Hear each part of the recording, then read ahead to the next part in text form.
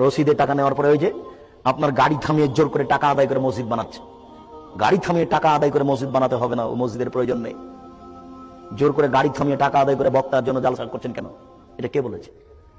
ভিক্ষা চেয়ে চেয়ে হুজুরকে টাকা দিচ্ছেন কেন? এইভাবে জালসা করবেন, বক্তব্যের ব্যবস্থা করবেন, 5 জন মিলে টাকা উঠিয়ে এটা ব্যবস্থা করেন।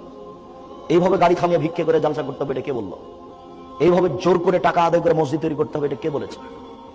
10 শতক জমি মসজিদের জন্য অক্ষ করা হয়েছে, থাক এমনি পড়ে থাক, উদাল দিয়ে দাগ কেটে দেন, মাগরিবের সালাত আদায় করেন, জোহর আসর করেন, পারলে না হলে থাক পড়ে থাকতে থাকতে থাকতে অনেকদিন পরে আপনারা ওটা খড় দিয়ে বানাবেন। খড় বুঝেন কি? খড় অনেকদিন পরে আপনারা তাকে মাটি দিয়ে বানাবেন। মাটির দল বুঝেন?